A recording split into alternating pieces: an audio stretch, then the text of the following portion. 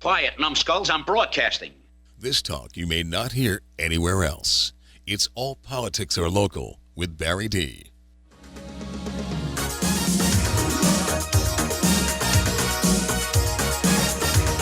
That's right. It's time for another All Politics Are Local show, so stick around for an hour or so and feel smarter by the minute. Whoa. Cool. Yeah. Today's show comes directly from Chester County's only AM and FM radio station located on the 17th floor of the WCHE Studios corporate building at 105 West Gay Street in Westchester, exactly one block from Pietro's Prime, located at 125 West Market Street in Westchester, which is just a few doors down from the Justice Center, a place I know all too well. On the interweb, it is described as a chic spot with a menu of meat and seafood dishes, along with happy hours and live entertainment. There's another shameless plug for one of the neighboring businesses. So the question on everybody's mind is, when am I going off the air? But that seems useless. So the second question on everyone's mind is, what's going on during the show today? Not really. No, it really is. I have my monologue where I reveal what I have discovered from the Battle of Honey Brook between Valerie Schultz and Eric Olson. There is no 5 Minutes with Jack today. He's still recovering from having to go to Detroit. I have Carla from Chester County Ramblings on today, and I have an in-studio guest, Ted Murphy, one of the top immigration attorneys in the country, to talk about the state of immigration today, both legal and illegal. At the boards today is soundboard giant of Westchester, the guy that is responsible for making me sound the way I do, Eric Clambera. Oh, righty then. It's that time of the show where we travel back in time. A simpler time where poking fun at people didn't mean there was going to be a lawsuit by a group representing a class of people that could have been offended by what you said, even though they had no knowledge that you said it. That's right. We're going back 25 years, back to when Bud Light marketed to customers that purchased their product. Yeah. People that purchased a product, not the ones that never would. Back when they thought growing a company and making more jobs was important. Bud Light presents Real Men of Genius. Real Men of Genius. Today we salute you, Mr. Tuxedo Shop Tux Renter. Mr. Tuxedo Shop Tux Renter. When the evening calls for 5 groomsmen in identical robin's egg blue double-breasteds, you are there. It's a wedding day. Last night, little Jason Weinstein had the slow dance of his life in the exact same pants I'm now wearing. Lucky Jason Weinstein. Any schmo can wear a suit, but only a gentleman can pull off a canary yellow set of tails with a matching top hat. You're a star. So crack open an ice-cold Bud Light Titan of the Tux, because a classy event always calls for rented clothes. Mr. Tuxedo Shop Tux Renter. Bud Light Beer, Anheuser-Busch, St. Louis, Missouri. And now, it's time for my monologue.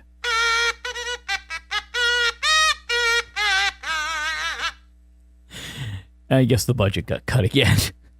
For several weeks, I have had in-studio guests on to talk about the goings-on in Honey Brook Township. First, about the quarter-midget speedway that's most likely going to face the wrecking ball for a developer, even though the nearest house that's speculated for that development is going to be over 300 feet away on the other side of a gas pipeline. That was precipitated by the next guest, Valerie Schultz, to contact me on various issues with Honey Brook Township, including the speedway. Immediately after that interview aired, I was contacted by a person named Eric Olson that wanted to respond to clear up what he called some of the lies from the preceding guest. Fair enough. Now, those are his words, not mine.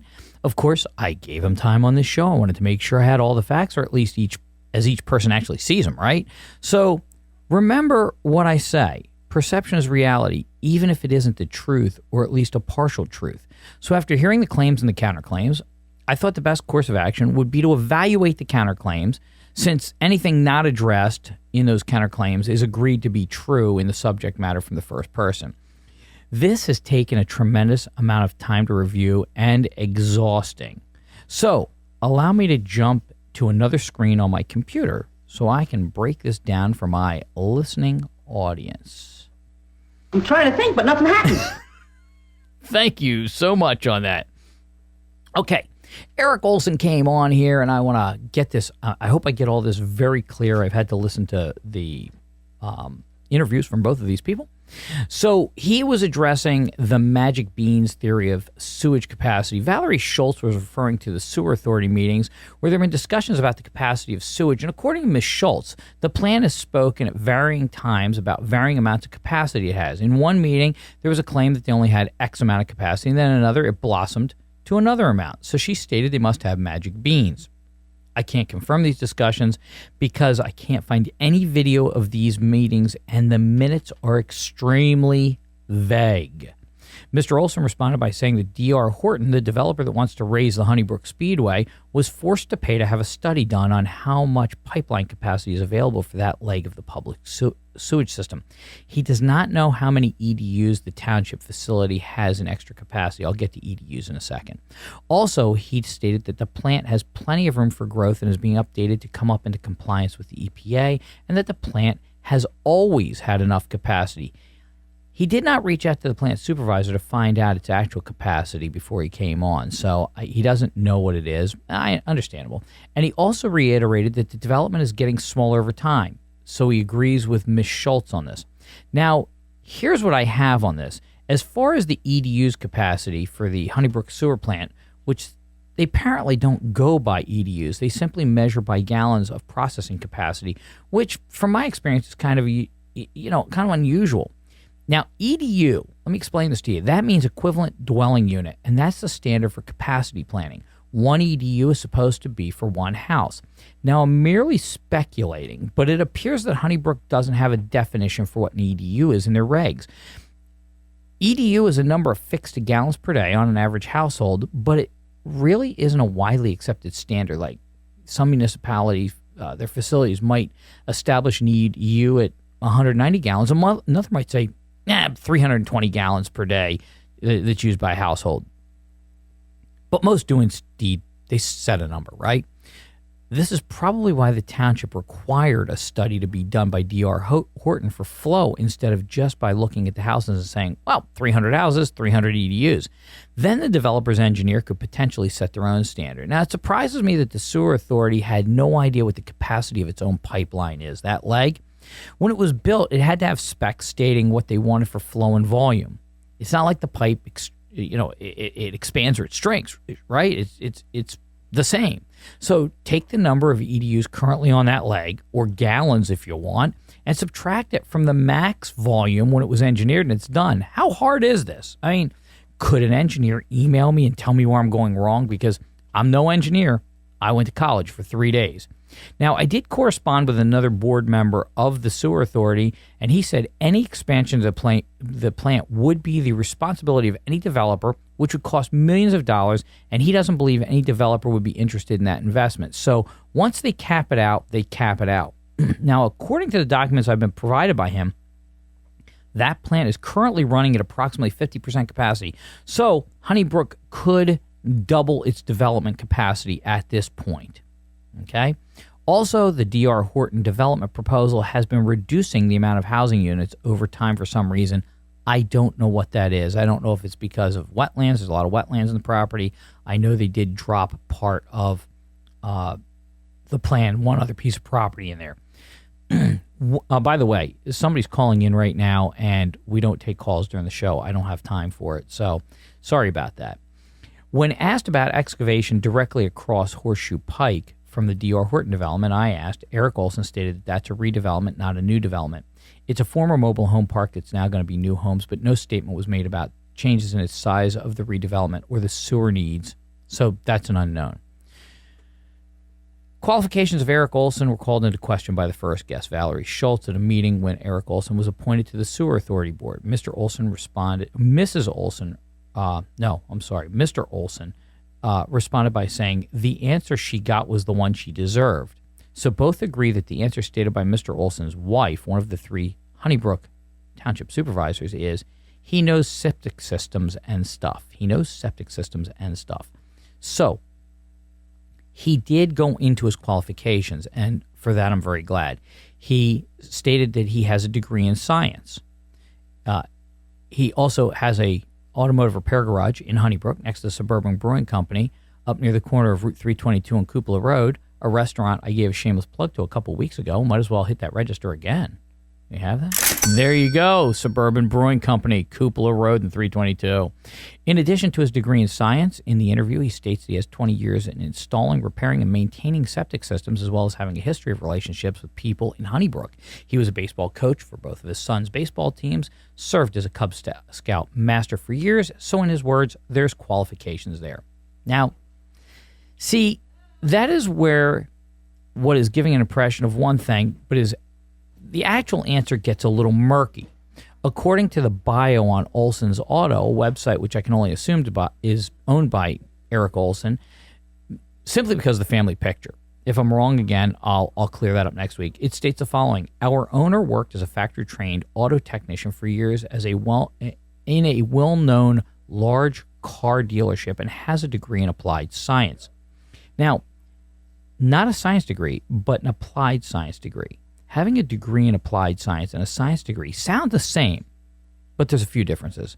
A science degree is typically an academic program, such as a bachelor's of science, which might be computer, chemistry, physics, etc., and it's earned through a school such as Westchester U or Penn State. It's usually a 4-degree, but it can extend to a master's or a doctorate program. Applied science is kind of vague, and while it can indeed mean going to a 4-year university, many times the term is used for a trade school, such as being a beautician, welder, heating and air conditioning person, or automotive mechanical repair. Penn State even offers technical training. I don't know how long he went to school, so I don't know if he has an associate's degree if it goes further. He didn't elaborate on exactly what kind of applied science it is. Is it his field of automotive repair, or is it beautician or engineering? I have no idea. He didn't offer, and his response, that should have been pretty clear and specific, since he's responding to a question of qualifications. For example, Ms. Schultz stated that she has a degree in toxicology. That's a science degree and very specific. I did want clarification and assumed bachelor's, and when I stated that, she corrected me and said PhD. Look, anybody who thinks I'm talking down about technical trades, anything like that, I come out of the trades. I used to have a repair shop. So I made it through Westchester for 3 days. That means me and Eric have the same alma mater. He just went a little longer. Pretty hard to believe. Yeah, I know. They said it was pretty hard to believe that I got accepted. Funny situation, ain't it? So I'm not. I come from a technical background myself. College wasn't my thing. As far as knowledge and skill of septic systems, I went looking. I couldn't find an installer contractor license for any Eric Olson in the Chester County Health Department. Perhaps he has one or had one, but I couldn't find a record. Now, I personally also have a bit of experience with septic, being involved in real estate for the last cajillion years, but I don't know the inner workings of a sewer plant. That's a horse of a different color. I've helped with installations and design over the years, done perk tests for septic systems and sewer plants. 2 totally different operations.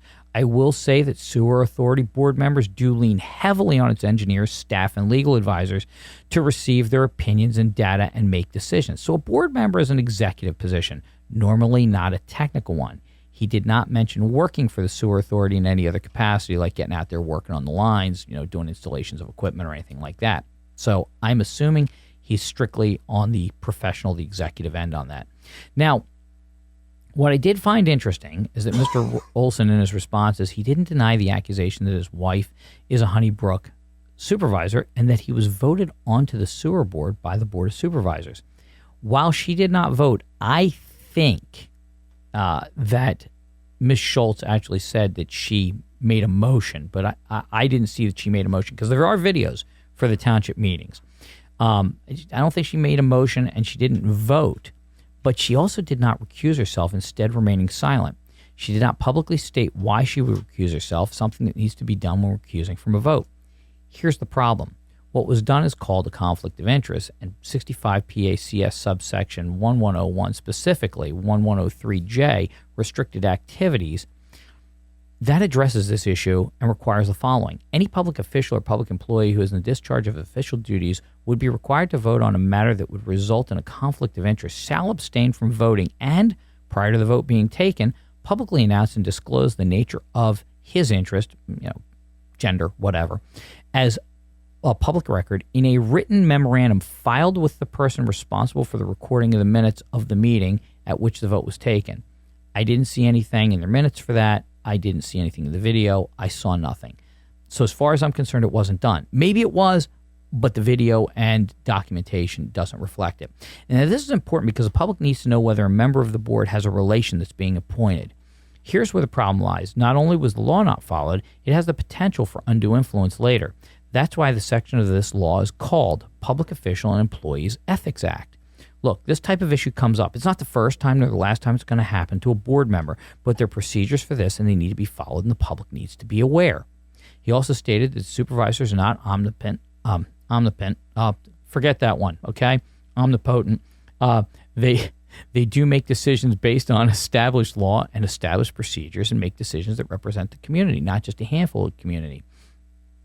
But as I said in the interview, far too often officials do not act as they should. I'm not accusing of Mr. Olson of that, or Mrs. Olson for that matter. But while he's unhappy with Ms. Schultz talking about the issues of her township, her observations are simply variants of his. Eric also reiterated what I've said many times, words matter. And in his examples, I feel he was correct, although I'm not sure what his issues were that he was referencing when he gave examples of words matter. I can say that I've now watched several of the Honey Brook Township meetings to get a sense of the drama, and in my opinion, the supervisors and the manager up there could take some classes in civility. They may not like what's being stated or they're being questioned about, but the way they address the members in the audience at times is appalling. Look, the public's there. They can throw eggs. That's what they do, okay? They have to do other things. They have to handle the public in a different way. There's quite an adversarial relationship with some of the residents, and in Eric's defense, I didn't see him in the audience at any of the meetings. I watched it, so it appears he doesn't attend them regularly, and he may not watch the video, so he may have no idea what's going on up there at those times. He may be getting it secondhand. Or he may agree with the conduct of the public officials. I can't speak for him, and I don't want to speculate. He addressed land preservation in Honey Brook and feels that they're doing a good job with the 5,000 acres preserved. I don't know if it is woods, farmland, or unbuildable ground anyway, which is unfortunately one of the boondoggles of some land preservation deals. But it sounds like both sides agree that properly saving good ground is the proper thing to do. Finally, he stated the skateboard park is a spectacular skateboard park. My other guest, Valerie Schultz, talked about the expense of it. You know, he said the plan was set for that in motion 15 years ago, and he said that the township recently also received a grant to resurface the basketball court. But I believe the issue with the reportedly $300,000 skateboard park that, is that the township recently removed a fence, and that divided private property from the public property. Now pedestrians are crossing the residents' property as a shortcut, and the township has no intent of replacing the fence, leaving a senior citizen to pay for a fence if she wants it. There's also a proposal to put up lights, and most township parks are dusk to dawn, and neighbors should not be inflicted with intense light pollution from their neighbors, public or private. I'm personally surprised that there are two skateboard parks so close to each other and marked about that. But you know what? There could be a skateboard park in every municipality. That's their right. I'd like to thank both of my guests for coming on and hope that I've shed some light on the differences between both people and clarified some of the statements with my own findings. For any listener that's interested, the interviews are on our podcast at 953wche.com. You can check them out there and listen to both varying sides of the story. I hope nobody thinks I'm too tough on Eric. I'm just looking at the answers, and I think I'm trying to be very fair on the views. So if you hate me for it, you hate me for it. But he really manned up. He came on, and he made some good points. I think we're done with that monologue.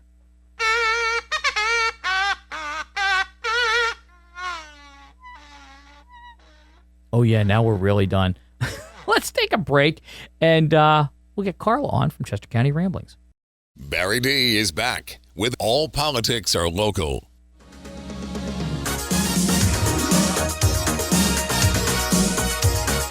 Man, I love the music I picked today. All right. Eric, we're going to want to cue the music and see if Carla likes this as a theme.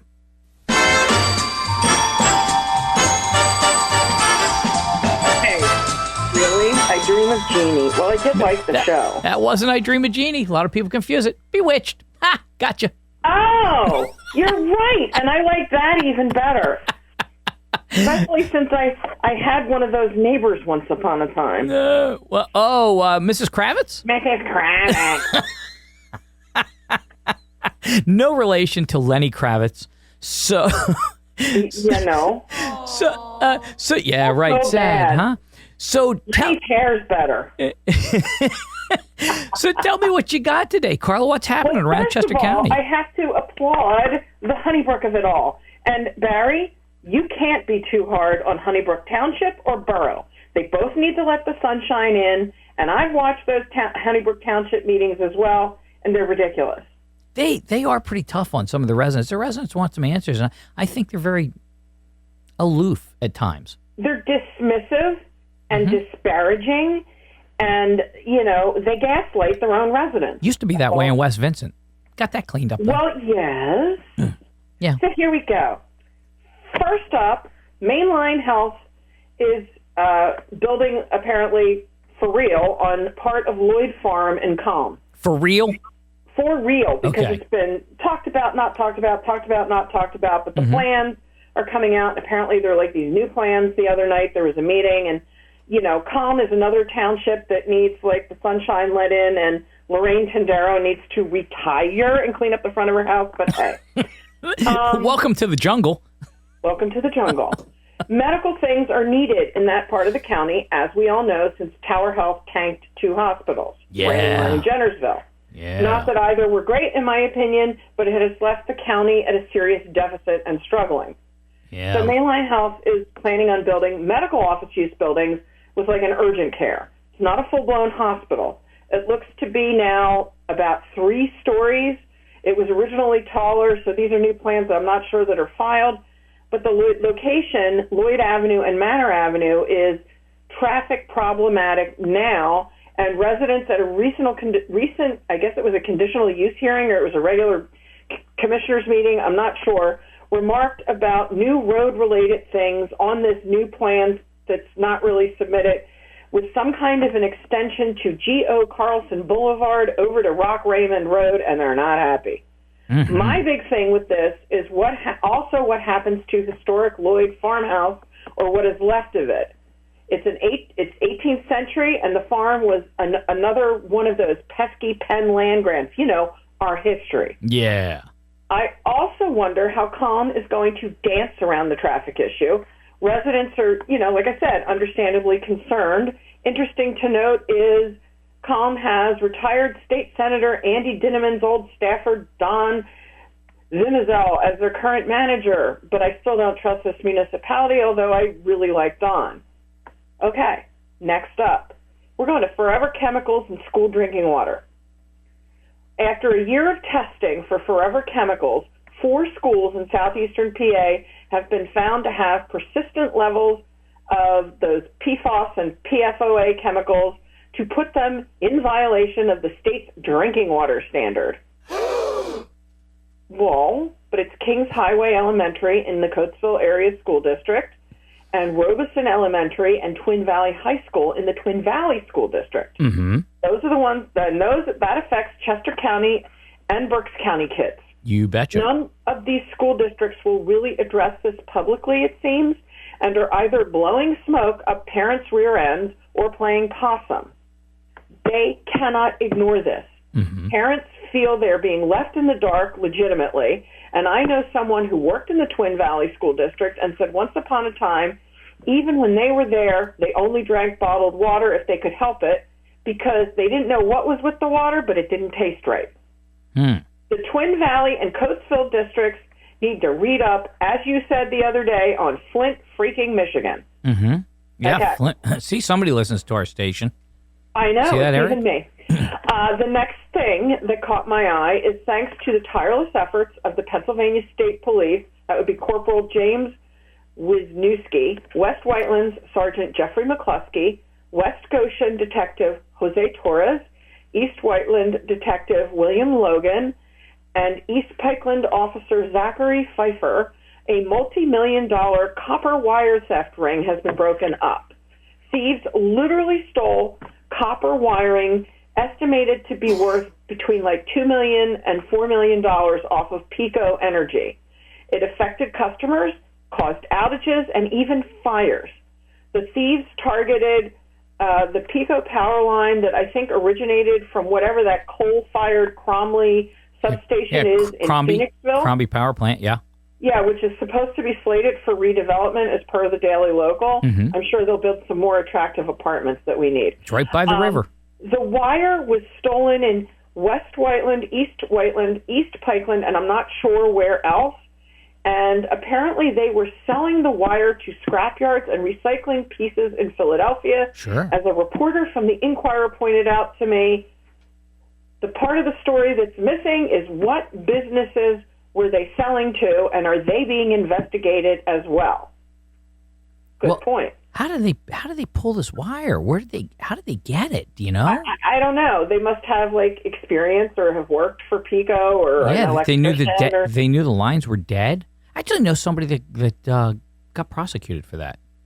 Well, but the thing is that we have a problematic pole that's up from us. That's actually in a neighboring township, mm-hmm. and that was never correctly repaired by Pico after the 2014 ice storms. Mm-hmm. So, some of these people with the wire being stolen experienced what we experienced one time when a drunk driver hit that pole, and we had these massive power surges, and we were replacing appliances and everything else. It was crazy. Yeah. Now, I do have something positive this week that I would like to get in. You always depress me. Good. Give me something positive. I do not always depress you. Yeah. STFU, Barry, my love, and kiss, kiss. The Learning Center operated in Coatesville by the Chester County Intermediate Unit. I understood the FU part, by the way. Go ahead. Won a blue ribbon in the Philadelphia Flower Show this year. The horticulture program students transitioned from being assistants at the flower show to creators in their own right. No way. Yeah, and I'm a big gardener, as you know, so I think it's really cool. The student project stood out for its distinctive, apparently blue theme and strategic selection of climate-adaptable plants. Mm-hmm. I was a student participant in the Philadelphia Flower Show back in the dark ages when I was in high school. Yeah. But the highest award I ever attained was a third place for forcing daffodil bulbs. So a serious round of applause, Eric, for these kids. Yeah. Well done. Nice. And I think you should have them and their instructor on the show if you can. I think we should. I think it's a great idea, and it's a good program, and, these kids don't get props. Yeah, no, that's awesome. Again, you're getting into vocations, man. I think vocations are where it's at. It is important. College isn't for everyone, and it's okay Wasn't for me, I can tell you that. Technical school or, like Williamson or whatever. Yeah. Go to college 3 days, end up, doing stupid stuff like radio, balloon pilot. Ain't nobody got time for that. It's because you were doing stupid stuff that you went to college for 3 days. Just admit it. You didn't want to say, don't think college is for me. Because when your parents say you're going to college, you go to college. That's right. Yeah, that's exactly it. Imagine the look on my dad's face when he saw the first report card. Anyway, is that what you got for the day? Isn't that enough? Yeah, it's outstanding. And we're going to take a commercial break, Carla, and we really appreciate you being on. And make sure you thank my 3 fans that always contact you all the time to say, I'm a horrible person and why am I on your show? Oh, by the way, there's a card back on a desk back there. It was sent to me. I don't know who it's from, but I got to look it up. I hope it hasn't got anthrax in it. So, but seriously? Yeah, it looks like some kind of love note or something. I don't know what it is. It's a card that came through the mail. Fan mail back. Yeah, right. Can we stand it? Yeah. It just goes to show we do need to get some asylums back in here online. So thank you so much, and we'll talk again next week, Carla. Goodbye, my darling. Appreciate it. We'll see you. We're going to take a break, go to commercial, and we'll be back with my in-studio guest. Barry D is back with All Politics Are Local.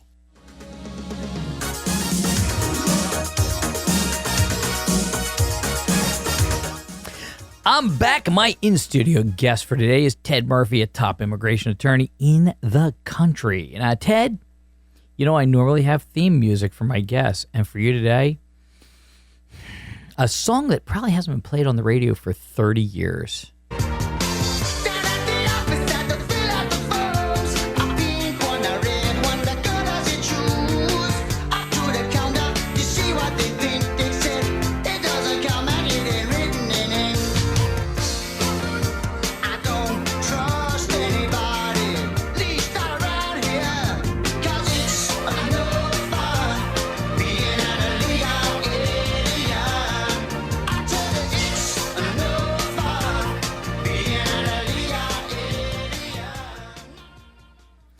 That was Genesis. Oh, my It goodness. was like, I don't know when that was, 1980 something. It must have been. It was a great music video.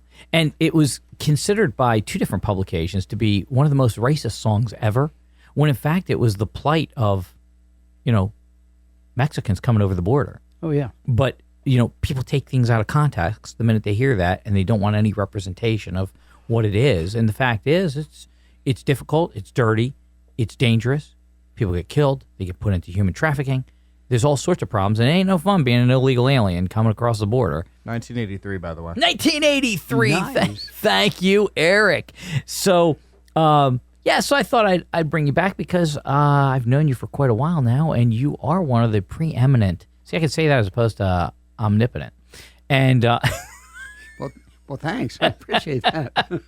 well, I had the problem with it back in my monologue, the word omnipotent. I'm trying to think, but nothing happens. Then that's my problem sometimes. I'm thinking, but the lips are moving differently. And normally that happens with the cops and there's some alcohol involved. But let's move on. So let's talk about it. Tell everybody a little bit about your background and who you are. Well, I've been doing this work, immigration work, for over 30 years. I graduated from law school in 1994. Where'd you go? I went to Temple Law School. Undergrad, Georgetown University in Washington. Had an 8-year break between college and law school. I was in the military. Yeah. Didn't you jump out of planes or something? I did. And I almost had an opportunity to jump out of balloons. Yeah. After I got to the 82nd Airborne Division, they had a team that was going to do training with the British paratroopers, and they used hot air balloons for their paratrooper training. So, I kind of got scrubbed. We had a few other things that we had to take care of. You had more important things to do during that time. We did. But I spent 4 years in the military. Ted, by the way, is about the same height as me, which is like 5 foot nothing.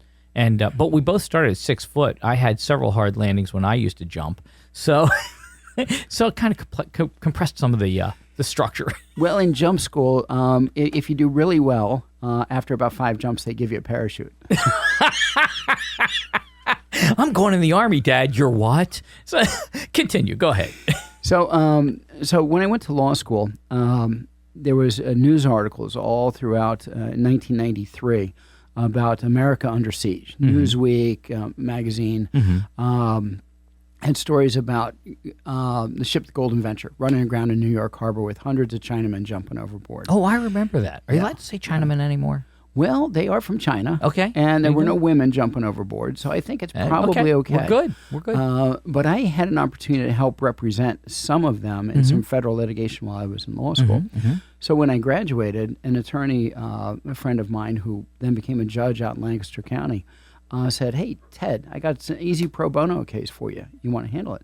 So I got involved in immigration. The reason I stuck with that was when it came time to sign up for professional malpractice insurance, the agent said, "Well, what areas of practice do you practice in?" And I said, "Why does that make a difference?" She said, "Well, if you're a criminal defense attorney, it costs a lot. If you're an immigration attorney, it's very little." I'll take B, Bob.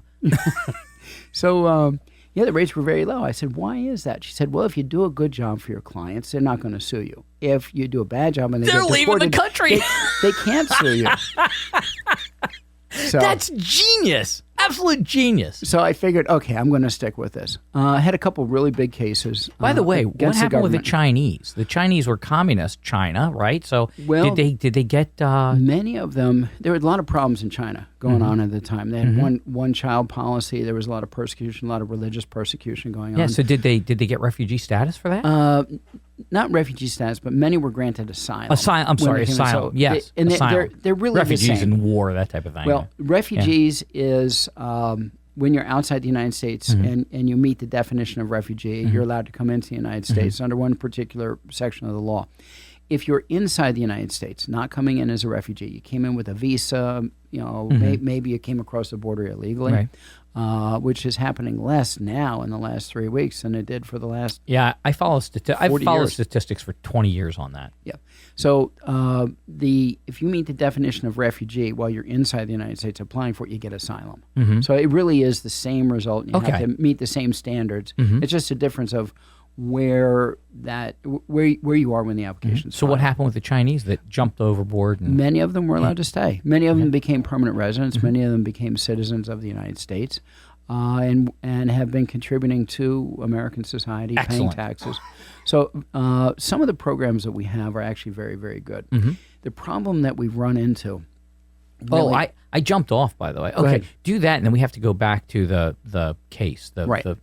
the pro bono case, Right. or as I like to call it, freebie. But go ahead and keep the problem we have. The problem that we have is that our immigration systems were not designed to handle the massive influx that we've had starting under Obama in 2011, 2012. And then through the first Trump administration, it was shut down a lot, but not completely. And then under Biden, of course, it was, the stopgaps were filled. The spigots were on full, and you had tens of thousands of people coming across the border almost every day. So the estimates are between 20 to 30 million people may have come into the United States illegally during the Biden administration. So, and our systems can't handle that. Our school systems can't handle it. The hospital systems can't. Many of the people were paroled into the United States under a program that was designed maybe to handle a couple thousand refugees each year. And those people were given subsidies, housing through HUD, Medicare, SSI, CHIP, Affordable Care Act subsidies. Those are the people that were paroled in. Biden's administration was paroling in 30,000 every single month. And every single one of them were eligible for all those benefits for a system that typically allowed just a couple thousand per year. It's funny you say that because the agreement that they were trying to get signed in, Democrats and Republicans were at odds over the one bill that they were trying to pass where they said, listen, they don't want to fix immigration. We have this, and we've set a standard of what it's going to be. So many can do this, 5,000 people, and blah, blah, blah. And they went through the whole thing. So I sat down. It probably took me about an hour to calculate everything out. They hadn't hit that amount of people coming over the border illegally yet. So the bill was actually set a higher threshold than what was already going on. So they said, but when we hit this point, it's over. Now, it looked attractive, but then there were all sorts of additional little things that jumped in there. Well, you can also add this, and you can add this and add this. It was up to like 8,500 people a day could come in illegally. Right. It was higher than what was coming in at that point in time. It was astounding. And then the mantra was, well, the Republicans don't want to fix it. You know what? I would have screamed the same thing if the Republicans were doing it to the Democrats. But the fact was, it was a boondoggle. We did want it fixed. America wants it fixed, but that wasn't going to do it. The Republicans wanted security provisions put in. They wanted to stop the flow coming across the border. So the Democrats were promising a couple different things, but then the Republicans didn't want to agree to it because there weren't sufficient security measures in there to stop the flow across the border. And so then the Democrats are going to scream, well, the Republicans don't want it. They don't want to fix it. Right. And it's a game that's been played for 40 years. Right. It's been going back and forth. Right. That's exactly it. That's exactly it. It is a game that's been going on. So real quick, we'll jump back. So you got the pro bono job, and it was... Right. Well, it was a 14-year-old Chinese kid who was an orphan. His mother died in childbirth. His father became a priest in the Chinese underground Catholic Church. They didn't go to any schools for that, but they believed in religion. Can't be church in a communist society. Right. So what the Chinese government was doing was raiding the homes, raiding the villages where these underground churches had sprung up. The 14-year-old boy's father was a minister in one of his churches, and he was able to escape from them. The boy was by hiding in a haystack outside. They didn't find him, but the guy was pencil thin or needle thin in a haystack, if you will. Right. But they didn't find him, but they took his father away. He didn't see his father again. He might have been 10 or 11 years old when that happened. Oh, my God. So when I get the case in 1995, the government had him detained. He was locked up. He's a kid. He was locked up at the Berks County Shelter Care Facility for children. How did he get here? That's a good story. He was smuggled into the United States by the Chinese mafia. They're called the snakeheads. So what they were Familiar doing, with that? Yeah. They were bringing in boys and girls, girls for prostitution, boys for running drugs and prostitution, whatever they wanted to use it for. And they're locked up in houses, safe houses, wherever, massage parlors. Yeah, they're a commodity. All over the place, exactly. And so they were using the children to work these prostitution rings and drugs, and being forced into it and being told that their families would be killed if they didn't help. Well, he didn't have a family. So they were able to, immigration, INS was able to infiltrate some of these rings and actually saved him from that process. So they didn't have anywhere to put him. He had no family members here. He's an orphan, 14 years old. So they put him with the family shelter care facility out in Berks County. So I get the case. I'm doing it pro bono. Well, we ended up actually challenging things, doing a special visa for children. The program was designed in the early 90s for orphans from the former Soviet Union. And it's changed over the years. They've added a few different things to it. It's not truly for orphans anymore. But at the time, he fit the bill for that. He was detained by the government, so we actually took it up. We challenged that, and we had a family court judge in Berks County actually tell the assistant U.S. attorney to shut up and sit down. Frankly, she agrees with Mr. Murphy. And I thought at that point, it was really hard for me to do, but okay, don't say anything else, Ted. You got to be quiet. Just shut up. One. So we were able to get the boy released from custody and get him a special visa so he could stay in the United States. A family adopted him. The family that INS first put him with up in Buffalo actually adopted him after this process. Wow. And he's been a U.S. citizen for probably about 28 years now. So That's amazing. I tell you what, I got to ask you a question about that. We're going to take a break, pay a couple bills, and come right back. Barry D is back with All Politics Are Local.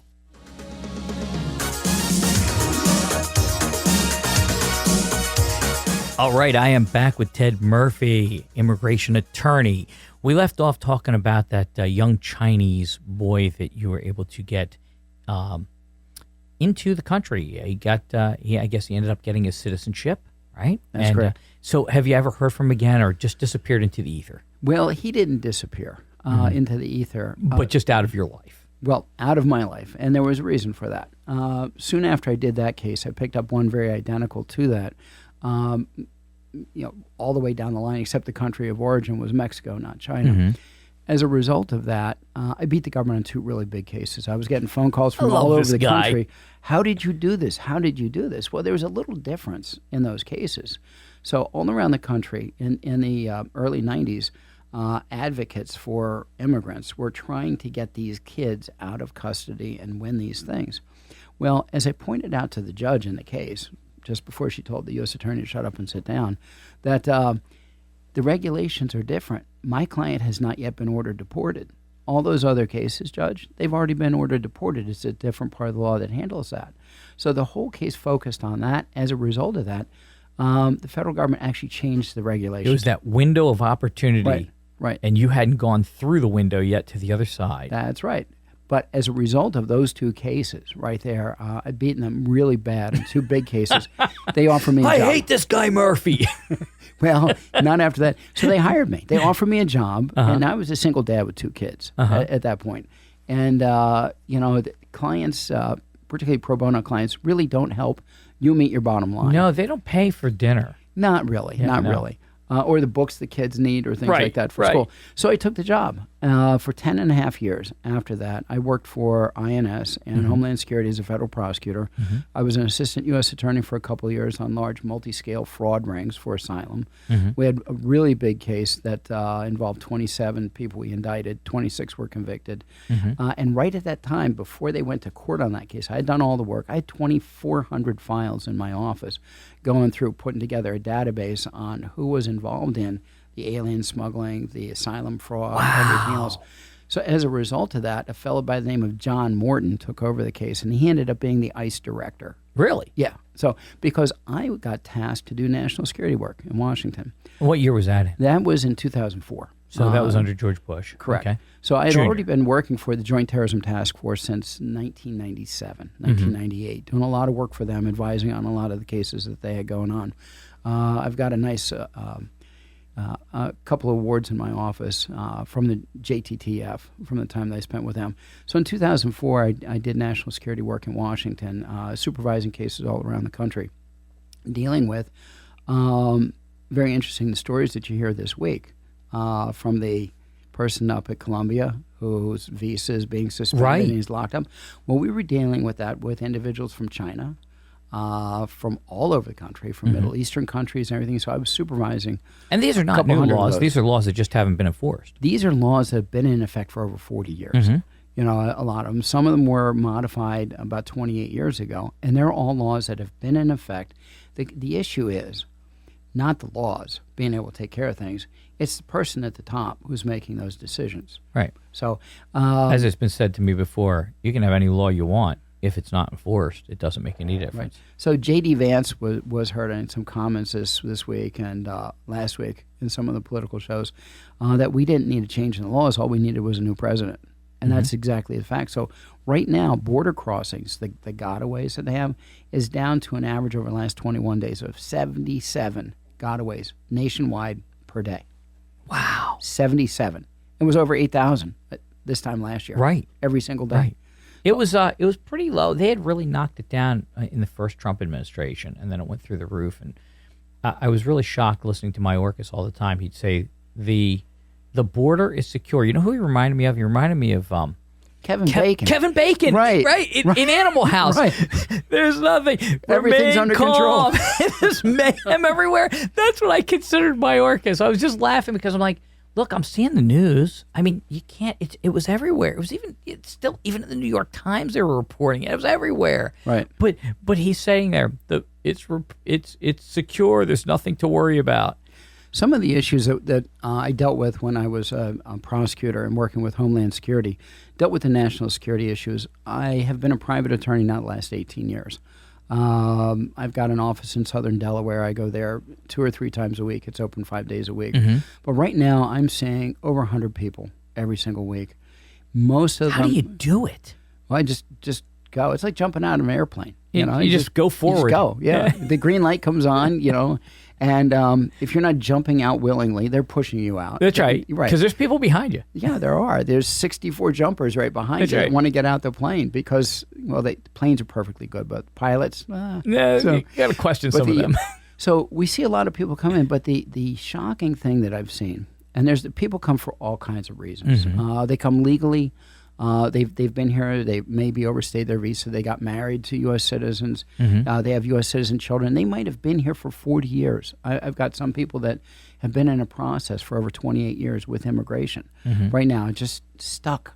Very valid asylum claims. Victims of sex trafficking, victims of drug trafficking. The human trafficking ring, they rake in billions of dollars every single year. The people coming across the border illegally, the southern part of the border is controlled by the drug cartels. Right. So I thought the move that President Trump did by declaring them terrorist organizations was brilliant. Yeah, I thought that was genius. Because it opens up many more tools. That's right. That There's a lot of access to other things. But they're controlling the southern side of the border, so the people coming across, they were paying up to $10,000 per person for safe passage through drug cartel territory. The women and the girls were all being sexually assaulted and beaten, and there's mass graves all throughout Mexico, throughout northern Mexico, Isn't where that there are frightening? hundreds of bodies. So you think about the things that happened to the Yazidis in Syria, when they're being persecuted, dumped into mass graves, beheadings. That's happening in Mexico. Yeah. They have bodies hanging from bridges that have been burned, decapitated people. Well, it's the warning, right? Right. It's the warning. Don't cross us. Listen, it's gotten so bad that there used to be junkets. You used to take the little trolley across from El Paso over to Juarez. You don't do that anymore. No, you can't. You'll be abducted. It's gotten so bad down there. And that used to go over to shopping. That economy is tanked now. It's just tanked. It's really a shame. Well, the violence that's there is incredible. So we have a lot of people coming into the United States for a variety of reasons. They're persecuted. They're tortured. They're here. They have family members here, the U.S. citizen, children, spouses. So we do a lot of work trying to fix the situation for them and applying the law. This is legally what you can do. This is how you can achieve that goal. But you've got to pay all your taxes. You've got to take care of things. If you've got a criminal record, you're not going to get to stay here. You're probably going to have to leave. And there's a process to come back, but it could take 15 to 20 years before you get a chance to come back legally. Right. But many of the people come in here just for economic reasons, coming here to work. The average wage per day in Guatemala is $2 a day. Wow. I didn't realize it was that low. If you're working for the drug cartels, growing amapola, growing what they need for their heroin, right? You might make $4 a day. So double your wages. Guatemala's very mountainous. Right? There's volcanoes all over, and some of the towns that we deal with, they live at 10,000 feet above sea level. So it's they come here for economic reasons. Most of them, right? And it's you make $20 an hour doing landscaping, $30 an hour. You're a millionaire in 1 hour what it takes their family members to make in 2 weeks. Right there. So they come here. They save money to make a better it's safe. life. It is. It's safe. You don't have to worry about somebody shooting you or stabbing you or whatever. Well, on the surface, it's safe. Yeah, well, but I mean safer. It's safer. In general. In the background, there are so many people that prey on those individuals who come here, but it's for the most part, their own people. Yes. The cartel members that have smuggled them in, they have to make payments to them. Yeah, and if they're not making payments, mafia. then, their family's in trouble. Yeah, so one of the tools that's opened up... why do you hold that thought? Okay. Eric, it's clear we're going to go into double overtime with this. Do you mind if we go back to Studio C and continue this? Because we're really going to get into the meat and potatoes of this. Yes! I know her. Well, thank you, Eric. Okay, I tell you what we're going to do, Eric. Ted, hold that thought. I'm going to close out this part of the show. This is where it's really going to get good, ladies and gentlemen. So you're going to want to come back for the rest of the podcast that Eric will have up within 24 hours or so. And you're going and you're going to hear the rest. You're going to hear, without sound effects, you're going to hear the rest of this interview with Ted Murphy. You are not going to want to miss this. It's going to keep you on the edge of your seat with some of the things he's got to say. Okay, I am back talking with Ted Murphy. He is a immigration attorney, and we kind of got disrupted. I apologize. Not that we're jumping into the podcast section of this now, but because Elizabeth, the straw lady, I think she's from over in Thorndale, she dropped us off an apple pie. Ted, it's awesome, isn't it? It's absolutely delicious. We're not feeling any ill effects, so she's one of our big fans. Barry, you had me test this to make sure that there wasn't anything laced. You don't think I'm eating it first, do you? No, no. Anyway, man, that's awesome. So let's pick up where we left off, Ted. We're talking about the dangers of the illegals. Right, we were talking. We hit on a number of topics. One I want to revisit, go back on, is the fact that the border is controlled on the southern end by drug cartels. Right. There's several. There's 15, 20 different drug cartels. One of the issues with them, every time you take out the head of a drug cartel, it splinters, and you might get 5 or 6 other drug cartels that spring from it. All the lieutenants want to run their own. Yeah, so it's like a hydra. You cut 7, come back. But incredibly dangerous. They hang bodies from bridges. They burn them. There's mass graves everywhere. So, but it's not just targets inside Mexico that they're going after. This goes back to the Miami Vice days, back to the 1990s when Ronald Reagan, with his drug interdiction in the Caribbean, with the Coast Guard trying to shut down the drug trafficking coming in. So they were really doing it. That's why that show Miami Vice was very popular. So what happened? It became too expensive for the Colombian cartels to keep running drugs in, so they turned to the overland route through Mexico. Right. The Mexican smugglers were really good at bringing people in. Yeah, coyotes. Right. So you're bringing in drug. It's easy. So they were getting paid a small amount of money to bring in drugs instead of just people. And very quickly they decided, okay, we can take over this and make a lot more money. So very quickly, the cartels in Mexico started hiring Mexican special forces to work with them. They were paying more money. And frankly, right now, they're better armed than the entire Mexican military. Get out of here. They're buying all their weapons from the United States. Their weapons are being smuggled and shipped into Mexico. So they've got great firepower. They've got special forces, former special forces soldiers that are making more than they could anyplace else. Correct, because this is billions of dollars a day going to the drug trade into the United States and all throughout the world. The drug trade is really interesting. Well, a lot of people don't realize that the fentanyl coming in from China isn't so much anymore. They're shipping the raw materials. It's being processed in Mexico now. They're making it in their own chemical plants now. Right. So it's very complicated. We're talking about spider webs into every different thing. The Mexican cartels are very invested into Mexican politics, into the Mexican government. They've corrupted many of the government agencies, many of the police departments. So it's very difficult for individuals who are being victimized in Mexico to report because the police are on the payroll. Not all of them, but a lot of them are on the payroll for the drug cartel. And all it has to be is one guy that hears about it, that knows what's going on, and next thing you know, it's over. So if a person, we see this a lot. It was happening in El Salvador for quite a long period of time. It's happening in Mexico, many other countries, where if you call the police who are tied in with the cartels, tied in with MS-13, with the different gangs, there's revenge. There's retribution that they take. El Salvador's kind of changed that, though, haven't they, with the new president? Correct. It's changed a lot.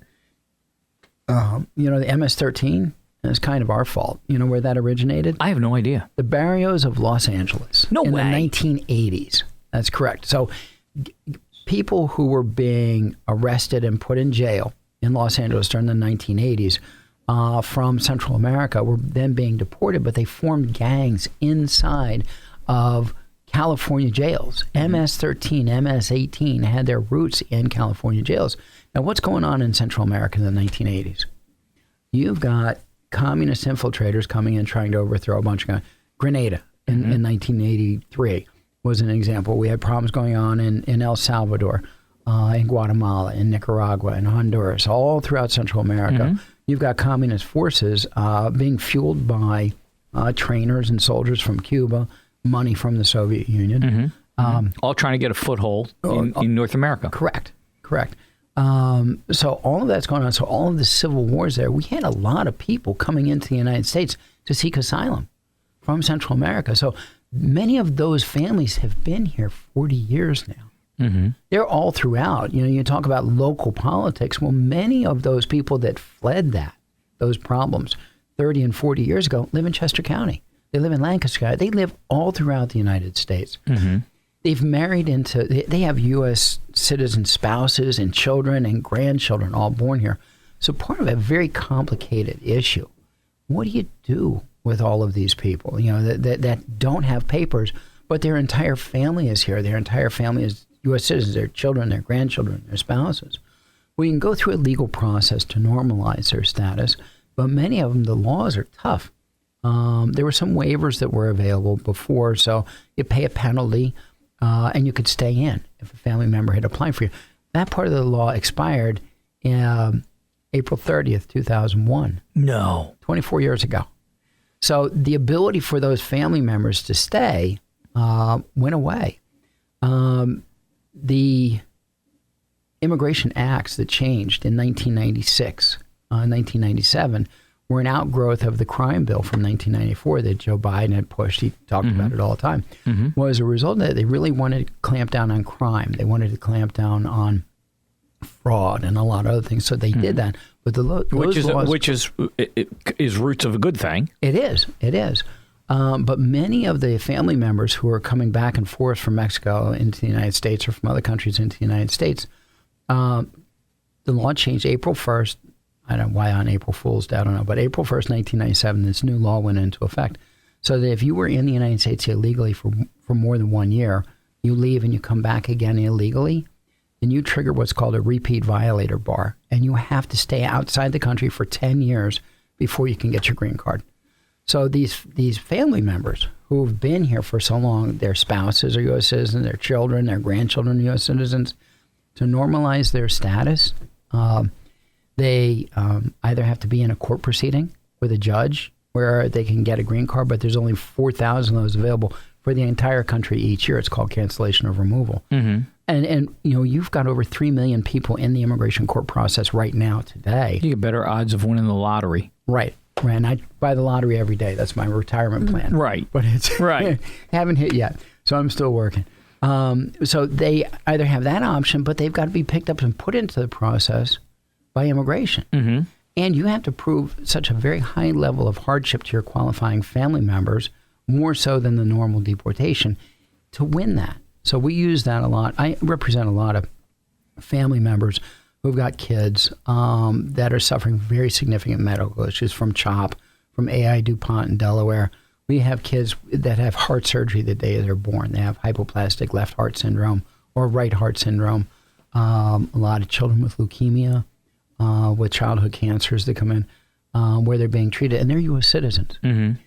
Immigration can deport their parents if their parents are here illegally, but this relief, cancellation of removal, if they've been here more than 10 years, no criminal record, they have a family member, a child, a spouse, or a parent who's going through very significant medical issues like that, they can win that application. They win their green card.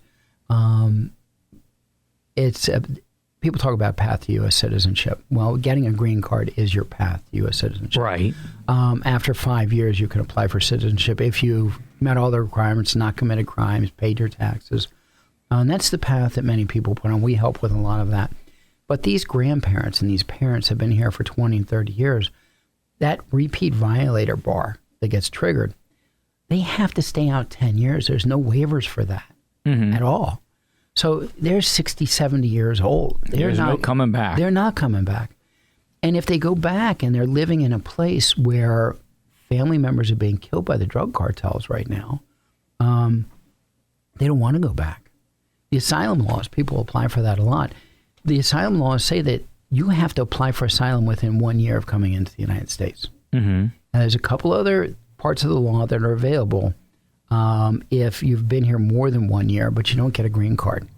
You can win your case, but you still get an order of deportation to your country, just a second order that says you can't be deported to that country. If you came in illegally over the border, not say by plane, where there'd be proof of a plane ticket or something, how do they know when you came in? Like you go, yeah, I just got here last week, and you've been here like 3 years. Yeah. Well, that's a good government's question. A little smarter to figure some of that out. Or? Well, yeah. You look at how people work today. Your applications to stay here, you've got to put every place you've worked. And a lot of people, when they come in illegally, are buying fake papers, or they're buying real papers. You mean like the song? Right. It don't count just it's like not written in ink. Exactly. Exactly. That's why I love that song that you played at the beginning, because that explains the immigration process right now. Now, some of the people that come in, they talk about the gotaways. Well, the people that they stop and return, it's called a voluntary return, typically just back to Mexico. If you're not from Mexico or Canada, they can't just send you across the border. If they stop you, they got to put you on a plane and fly you back to your own country. First class, I hope. Well, no, it's not. But remember the Keanu Reeves? Meal? We're going to go back to Keanu Reeves a lot today. It's not just Bill and Ted's Excellent Adventure. But Are we going into the Matrix? we are. Con Air. Remember the movie Con Air that came out? Crashed into Vegas, into a building in Vegas or something? When I worked for immigration, I got an opportunity to go and actually watch how they loaded people onto planes that were owned by the Immigration Service. Right. Flown by pilots from the U.S. Marshals. And yes, these guys were being criminals, deported back to Jamaica, El Salvador, their own countries. Tell me they lock them down. They lock them down. They have to. So underneath the tail of all these airplanes, there's a gang. There's steps that come down and you can load in the back of the plane. Well, they're all wearing handcuffs, belly chain. Handcuffs are attached to the belly chain. They've got leg irons, leg shackles that are on that are extended just enough so they can take the step up, the plane steps that come down. When they get onto the plane, they're actually handcuffed into their seats. I read an article just recently. They thought it was cruel to do that. And I forget what country the people were being deported back to. When they figured out, they weren't handcuffed or anything like that. They were just put on. They said, listen, you can't treat people inhumanely like that. Just let them on there. When they found out that they were going back to whatever it was, Haiti or something like that, they lost their minds and destroyed the inside of the plane. The pilot was panicking because, if they had all shifted in the plane to the back of the plane, that would have been the end. Your weight and balance would have been off. It would have all been over. They destroyed the interior of the plane because they figured it out. Yeah. And they were too dumb to realize how hazardous that was. Then the plane could have crashed. Well, I understand that. But the lives that they come from in Haiti, it's crime-ridden, drug-ridden all throughout. And they don't want to go back there because of that. They were able to escape. They may not qualify for different programs that are here. Maybe they engaged in criminal activity over here. But common throughout the populations are here from countries like that. They do not want to go back. We were talking earlier about the drug cartels and drugs coming into the country. It's even more insidious than what you hear, in the news. Hamas is involved. Hezbollah is involved. You've got just a whole black market of moving goods around the world. So you've got organizations in the Middle East that are helping funnel contraband goods into Africa, which then gets shipped to Europe, gets shipped to South America, then into the United States. And in order to fund that process, when they're moving goods, they also move drugs all the way around the world. So there's cars. The used car market is huge overseas. There's cars that are being shipped out of the United States and out of Europe all the time. They go through places in Africa and South America where then they're transported to the Middle East and various countries around the world. But as part of that whole illegal trafficking, there's a lot of money laundering involved with this. They make tons of money. They make billions of dollars every single day. So it's drugs that they're running. And so they're bringing drugs into the United States. Hezbollah and Hamas are involved in moving goods, moving people. And this is why securing the border is so vitally important. There's a place in South America, it's called the tri-border region between Paraguay, Uruguay, and Brazil, I believe it is, where it's completely lawless. The local government, the national government doesn't do anything there. So a lot of the Palestinians... It's jungle, isn't it? It's all jungle. It's high mountain cities and jungles, a lot of the places there. But the skin complexion of the people that live there is very similar to the skin complexion of the people that live in the Middle East. So they're able to go there. They spend 5 years there, and they learn the language. They become fluent in the customs, the slang, everything else. So when they come into the United States... You buy into it. Right. It's I'm from Uruguay, I'm from Paraguay, I'm from this country. Okay. They're completely fluent in the language and the slang and the cultures, everything else. And they've never been on anybody's radar before. So when I was doing national security work, we run into this a lot. So a lot of what's been fueling the demonstrations at college universities and things, the anti-Israeli, the anti-Semitic movement, that's very disturbing and has been growing for the last 3 years or so. A lot of those individuals who are here may be tied to those different organizations. Really? Correct. And you don't know that. And they're not going to put that information out in the public because it's law enforcement sensitive or it's classified information. They don't want to tip their hand on that. No, because a lot of the groups that are involved, there's only one way information could have gotten out, depending on who the groups are. And it's, they're able to identify who those sources of information are, and then they're killed. So you lose vital assets on what those programs are aimed at doing. So one of the big fears, and it's real, is the criminals that are coming into the United States, the terrorists that are coming into the United States, where those operations are fueled by all kinds of different things that we've talked about, raising money for their different operations. They're intent on doing bad things in the United States, blowing things up, killing people, but also stealing secrets. We've been dealing with Chinese for a long time in concerns with the Ministry of State Security. Everything is controlled in China. The visas where Chinese are coming into the United States, it's a very rigorous process that they go through to come in as a student, to come in as a researcher. A lot of the PhD programs, a lot of the Masters of Law programs, India's going through this a lot too. We have a lot of people coming in from India and China, brilliant people. You don't know if they are providing their research back to the Ministry of State Security. But a lot of the technology that China has right now has been information that's been stolen in the university programs developing these things. It's cheaper to steal it than it is to develop it on your own. They re-engineer all of this stuff. And that's why their military is so strong right now. That's why they have aircraft carriers and submarines. That's why they've got such a strong nuclear they didn't program. develop it. No, they stole it. All of that. So a large part of what we're doing with the immigration system, you're controlling people coming in. There's a vetting process that they go through, even while they're here. If something triggers, hey, we got to watch this guy. We got to watch the program that they're in. They're going to start to watch. They're going to start to follow and see where is the information going. And they don't always go out and arrest the person right away because they want to know what's that network that he's involved in. Who is he working for? What are they trying to do? Because then you're able to get other things. Right. So it's not just blowing up things in the United States. It's not just flying planes into the World Trade Center. Sure. It's gaining an economic edge. It's gaining a military edge in a lot of other countries.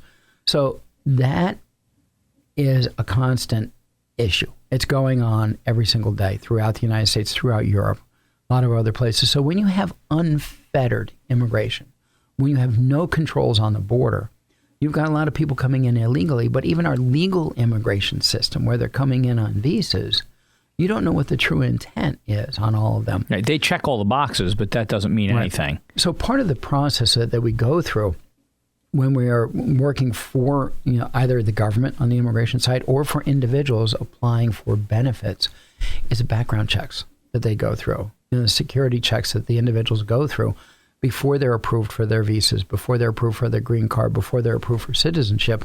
They've got to go through pretty rigorous background checks on that. So a lot of times if they're involved in outwardly criminal activity where there's been arrests, that's easy. But if they're involved in other programs that they don't want to publicize, they're still going to go after those people. So they can revoke visas if you're engaged in supporting terrorist activities. Mm-hmm. I did a lot of that work when I worked for the federal government. The investigations, the prosecutions, bringing charges against individuals for that. So the entire immigration system deals with all of that. The legal immigration system, but dealing with ones who have come across the border illegally or came in legally and then just stayed, is kind of a vetting process to get through all that to make sure that the individuals who are getting the benefits are not criminals, are not terrorists, are not connected with any of the nefarious groups. They've got to meet certain standards as they go through. Sure. So let me ask you a couple things. Big news since President Trump came back in as 47, all over the place. Oh my God, the deportations have begun. They're women, the children, the masses of people being shipped out, which it's kind of interesting. The original Operation Wetback, which was done by Eisenhower, that deported, I don't know, couple million people, 1.5 million people or something. Now, they did say that there were some people that got caught up in that were not, they were actually, they had their legal papers, but they couldn't put their hands on. They ended up back in Mexico, which is kind of the crux of the movie with Cheech Marin. What was that? Born in East L.A. Right. And he has the hit song. It was Born in East L.A. And they go, okay, where are you from? And I've played that before. I might have played it for you before. Right. And he says, from Los Angeles. And he goes, well, who's the president? He goes, John Wayne. And he gets dumped back in Mexico. That happened. That literally happened under Eisenhower. So there's a big fear of that. But now we see these things. They're coming after the Starbucks gang, Trend Aragua from Venezuela. Venezuela. We call it the Starbucks gang, me and 5 Minutes with Jack. And so they've been rounding these people up. Of course, they did catch two informants within immigration that had informed them when they went to do a bust on them, and they got to the buildings and all of them were gone. And I understand that the head of the INS now, she has caught a couple people and they will be prosecuted for that.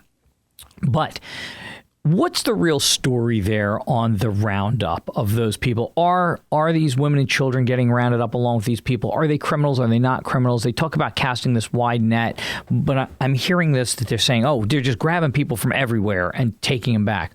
Are they criminals? Are they not criminals? What's going on? Do you know? I do know. As I mentioned, I see about 100 people a week in the process. I deal very closely with immigration prosecutors, deportation officers every day, immigration judges every day. So we see the stories. We know what's happening in the community. The targets of these roundups right now are people with criminal records and deportation orders. Mm-hmm. There are about 1.5 million people who've been through the immigration court process that have deportation orders that have never left. Mm-hmm. They're here. Many of them have no criminal record at all, but many of them do have criminal records that run all the way from shoplifting to murder. Mm-hmm. Horrible sexual offenses against children, arson, just every crime imaginable.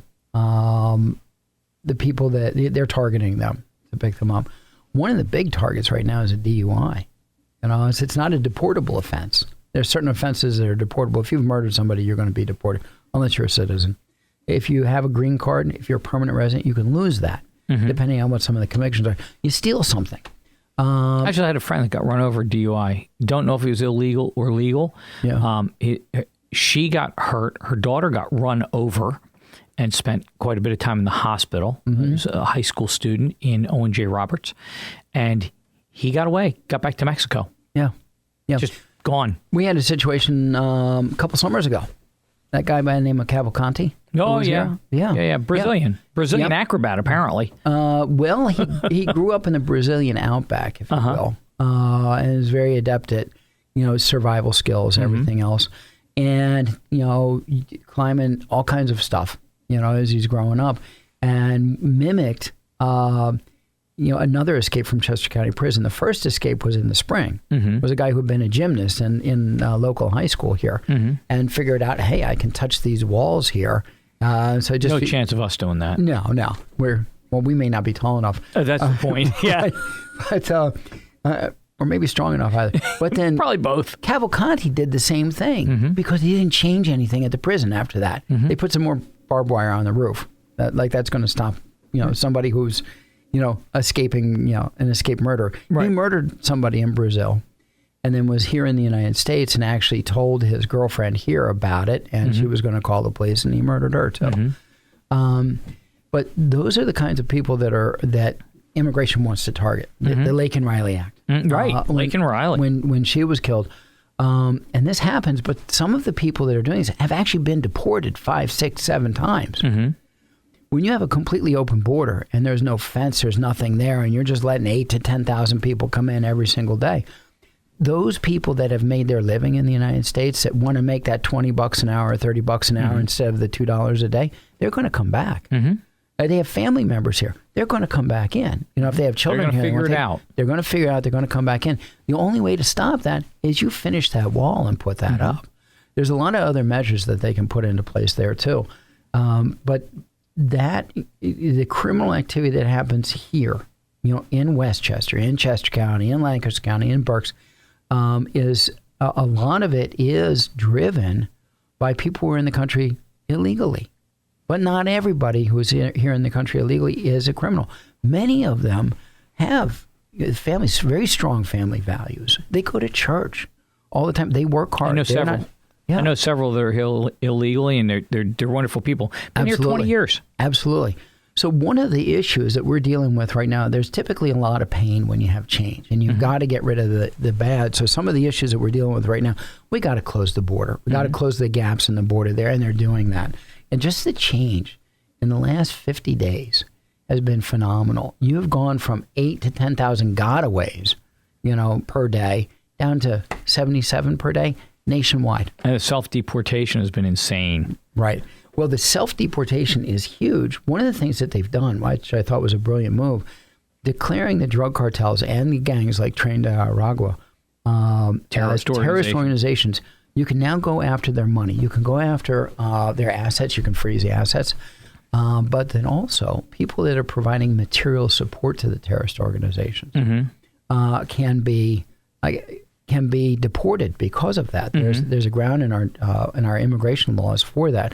When I was a federal prosecutor, I did a case handling material support to terrorist organizations that became the seminal case around the country. So it was in 2003 that came out. But it could be as simple as providing food or shelter to somebody in a terrorist organization, and you're providing material support, let alone guns, money, things like that. Right. Hiding places. So one of the things that we have not been able to do until they declared a terrorist organization is take the money.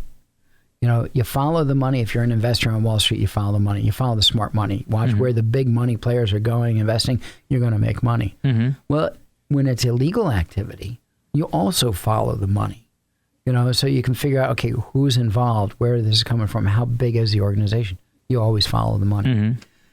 Here, you've got billions of dollars in the drug trade that's coming in. You've got billions of dollars in the human smuggling trade and the sex trafficking trade that are very vibrant in the United States and all throughout the world. So the billions of dollars drug trade, sex trade, human trafficking trade that are changing hands every single day. Now they're able to go after the assets that are in the United States. And when you declare them terrorist organizations, other countries are supposed to follow suit. We have agreements, with many countries that when you're dealing with terrorist organizations and you shut down the flow of the money, they're supposed to follow suit. They're supposed to seize assets as well. There's a lot of international agreements on that. So we're able to actually go after those assets and put the squeeze on them on the money end. So. Tell me something, Ted. Here's a question I know the listeners are really going to want to know. You have these people. We had an administration that for 4 years, it was wide open, said, welcome in here. There were pamphlets that were being sent out, how to come across, the whole bit. Everybody knows this, whether they want to disagree with it or whatever. I've seen the pamphlets. I know what's going on there. Come to the United States. You can get jobs. You can make a better life. And a lot of these innocent people paid coyotes a lot of money. They came in. They got here. They're doing their thing. Look, they came here because there was the silent nod like, it's okay. Come on in.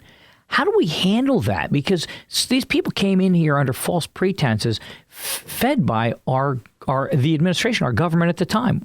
How do you handle that? It's cruel and inhumane in a lot of ways what they allowed to happen to these people. That is the question where there is no simple answer. It's very complicated. To fix that situation, we really need congressional action to fix that. And then the question is, what are the benchmarks that you're going to establish? Nobody wants comprehensive reform, immigration reform.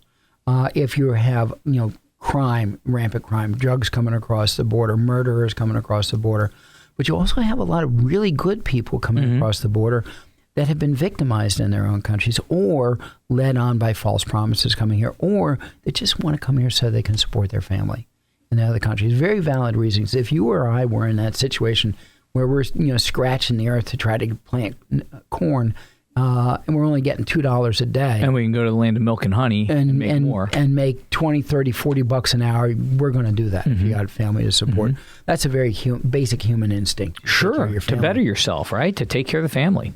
For 40 years, 30 years, 20 years, you can go wherever you want to draw that line. We have, as a country, as a society, we have welcomed people into the United States. For a long time, the immigration laws, let almost anybody come in. You go back 120 years before they had criminal deportations. And at that point, we took anybody that was coming in, except the Chinese. During the Chinese Exclusion Acts, there's so many that came in to build the railways out west. Right. The Congress passed the Chinese Exclusion Acts to get rid of people that they didn't want here. They became most of the population of San Francisco. Right. Very interesting. The birthright citizenship issue was actually adjudicated by the U.S. Supreme Court in 1898. Really? Correct. And they found that if you were born in the United States, unless you were a son of a diplomat or a military attaché or child of, that you were a U.S. citizen. So, and we won't go back over the 14th Amendment right now, and the reasons for that. Anybody who's studied American civics and followed the Civil War and slavery issues understands where the 14th Amendment came from. But until the 14th Amendment was passed, where it identified, yes, these people are citizens of the United States. You had people who were captured and brought into the United States as slaves from Africa. And that had been going on for a couple hundred years. Their families were here, their parents were here, but they were not recognized as citizens of the United States. So with the Emancipation Act and with the win in the Civil War by the North, where all of the slaves were freed, they wanted to do something in Congress that guaranteed those former slaves right to citizenship because they had been born here. So that's why the 14th Amendment came out right there. And that was at issue in this Supreme Court case in 1898. And they said, no, this person who came in was born here from Chinese immigrants working on the railroads. He's a citizen of the United States. When he had been on a trip to China and was coming back into the United States, and the customs officers stopped him and said, no, you're not. You're not a citizen of the United States. You can't come here because of some language in the 14th Amendment. It went to the U.S. Supreme Court, and they said no, he's a citizen. It was, a 6-2 decision. One justice had abstained from that, but that decision was 127 years ago. Different population, different country, different everything. And Right. Here's where we run into our issue on this, right? Even that wasn't intended for somebody to fly in, check into a hotel, and have a baby 2 weeks later. Right. And that happens a lot. That's what's happening. Yes. Right. We're having a lot of that. Right. And then Happens a all of lot. a sudden, now I've got my anchor baby. Right. Don't be offended by the term. It's just the term. Right. So, and that, as like your law, oh, Your Honor, all the rest of those are already in deportation. Mine are not. They look at it and go, oh, born here, okay here. So we need to work that out. Right. And that's a congressional issue right Right. there. You That's can about you can laws. actually change some of the laws and the birthright citizenship movement right now, you can amend the Constitution. Sure. There's a legal way to do that. It's a lot of work. It is a lot of But work. you know what? It's a lot of work for a reason. You don't It want to is. be amending your Constitution. It is. That's places like Arkansas amend their Constitution every 2 weeks, Well, that's Arkansas. That's right.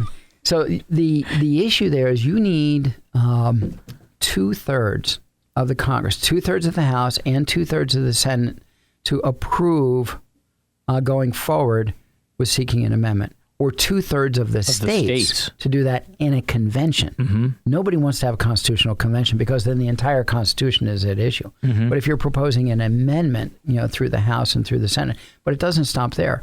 Once you've got 2/3 approval, either by all the states in a constitutional convention or 2/3 of the House and 2/3 of the Senate, then that amendment is put out there and it needs to be ratified by 3/4 of the states. Mm-hmm. So it's a very, very high bar. You've got to have 38 states that ratify that. And it needs to be. You're talking about something that's, could be forever. It could be. Unless it has to do with banning alcohol, of course. Right. And then you come back a few years later and you Listen, we revoke made that. a mistake on that. Right. So tell me something. This is one of the really important things. The work visas for our laborers, not the H-1Bs, right? But the work visas, the temporary work visas for like 9 months. H-2As. H-2As, Right. okay. Right. Those seem to... That got tightened up for a while, it seemed. I had friends that had big landscaping companies that spent $2,000 a person to then not get them. What happened with that? What's going on with that? There's only so many of those that can be issued each year. Mm-hmm. Okay. And there's a lot of fraud in that system. Every system with visas and stuff, there's a lot of fraud that's in that. There is. And it's rampant throughout the So they're trying to crack down on a lot of the fraud, but they're also trying to distribute it, into the United States who needs work. Mm-hmm. Right now there is too much demand for foreign labor, where you just don't get enough of people coming in. So 30 years ago, when it was easy to get those work visas and those people were good, they came here for 8-9 months and they go home. They typically go home around Thanksgiving, before Christmas, and then they come back. Come back in spring. Yeah. And it's very common. The J1s, the people coming in from Europe, Eastern Europe, to work at in Cape May, New Jersey, and all up and down the coast. They come in on visas, but there's a limit on the number of visas they can have that come in. So where the fraud comes in is a lot of times with these companies that are bringing workers in, when they come in, they don't go to work for the one who petitioned for them. They go to work for somebody else. Oh, get out of here. They pay more money, so they go over there. Well, that's a problem. So there's actually an exchange. Are they allowed to do that? No, they're not. It violates the law. Okay. But there's a lot of money in that. There's a lot of wheeling and dealing going on. So there's fraud at the back end. And then there's the people that just don't want to leave once they come in. Their life situation changes, and they just decide to stay here. Well, if you've come in legally on a visa, visitor's visa, J1, a temporary worker, the H-2As, whatever, you're a migrant worker. If you've come in legally with permission, or if you received a parole to come in, then later you get married to a U.S. citizen, or you have U.S. citizen children, and then when that child turns 21 years old, they can petition for you. You don't have to leave the country. Okay. You're able to get your green card because a family member has filed for you. Oh, right. It has to be a U.S. citizen. You have to be an immediate relative of a U.S. citizen if they file for you. So you have to be clean all that time, no criminal activity. So Correct. Because, well, you can have some minor things. There's some waivers available. But if there's a false claim to U.S. citizenship, if they've been using paperwork that says they were born in Texas or Puerto Rico or Iowa, for example, where I'm from, that's a false claim to U.S. citizenship. Nobody from Iowa. I know. People tell me that all the time. Nobody's from Iowa. I think there's less than 2 million people in the state. So, and it's bigger than Pennsylvania. So it's wonderful. I still have family living there, by the way. But no jokes. Yeah, thank you. Yeah. I'm holding back. The issue is once you've come in legally with a parole or a visa, you get married to a U.S. citizen, you get your green card. But a lot of those marriages, many of them are very valid marriages. They have kids, everything. It's a real relationship. But a lot of those marriages are fraudulent relationships. Legal marriage, they've actually gone through the process, but there's a fraudulent relationship. They don't live together. That's the easiest way for people to get a green card. They come in, they engage in that. You can go someplace. You can go to Key West, Florida, pay $25,000 for somebody to arrange a marriage for you. You get married. You stay married for 2 years. They remove the conditions on your residency. You become a permanent resident, and then they separate. And they divorce. Whatever. The woman that took care of my mother, she had vascular dementia and eventually passed away. She's a wonderful lady. One day I was speaking with her, Ellen. I said, Ellen, are you an American citizen? She put her head down. She goes, yes. And I went, why are you so upset about that? She goes, I did a really bad thing. She married a guy in Baltimore for $10,000, and they held that residency. And, they're kind of tricky. They ask, when they get interviewed, okay, what's your bedroom look like? Where is it with the door and things like that? And the real shams, they catch them. But, the people that are sharp on it know how to do it. And she did exactly that. She became an American citizen. And she was a wonderful lady. And after my mother passed away, she'd gotten old enough that she said, you know what, I'm going back to Ghana. And I found a car for her and set her up with that so that could be shipped back to Ghana. She moved back there. The Chinese have moved into Ghana, and they've built these towns for them. They're taking their mineral wealth. The things people are screaming about with our country, the Chinese own most of the mineral wealth in Africa at this point, the way they've done their thing. And but they had a beautiful town. She had a brand new house built. She was going to live like a queen. She had her Social Security because she worked all her life, the whole time. She was here for like 30 years. She made good money with my family and the family before that. She pocketed a lot of it, invested it. She moved back, and sadly, like a year later, she died. So it was really sad. But she went back to Ghana because she could live cheap there, and she was with her family. She just wanted to have a good life for herself. And it was really a shame she passed away like a year later. I got a call from her daughter, and she had passed away. But I think a lot of people are like that too. They're like, you know what, I'll go back now. As long as it's a safe area, you know, that's the thing. And a lot of people do that right now. We have a lot of clients that came in from Nicaragua, Panama. They've gone back, Costa Rica, and they're back and forth all the time. The healthcare in many other countries is so much better than it is here. And if you need good healthcare from Costa Rica, you hop on a plane, a couple hours, you're in Florida. So it's not a big deal. So you keep an American health insurance policy if you need it. But for most of the stuff, it's cheaper to get everything fixed down in Costa Rica. And it's where their families are. Their parents are still there. Other family members are still there. So a lot of people who become permanent residents in the United States travel back and forth a lot. They become citizens. They travel back and forth a lot. But the way some people get their residency is through fraud. And it happens with every visa that happens. There's big news that came out of Washington a couple weeks ago. President Trump has proposed a $5 million gold card. I saw that. So right now, the immigration system has several employment-based categories. It's kind of funny what gets put into them. But one of those is the EB-5 program. It used to be you invest $1 million into creating 10 jobs in the United States. So you invest. And then they upped it to $1.8 million. Well, if you're involved in an EB-5 project where they have a bunch of foreign investors putting money in, half that amount was all you had to put in. But it had to be a legitimate job. The Comcast building, Comcast 2, is an EB-5 project.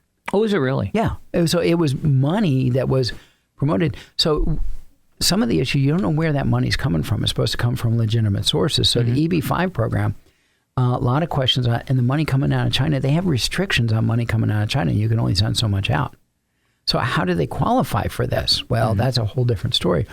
But to invest in these EB-5 projects, they don't have to have any other connections to the United States. They're essentially buying that visa. You're buying it. It's a get out of jail free card. Correct. So the process, it's not a pathway to citizenship. You don't get citizenship automatically.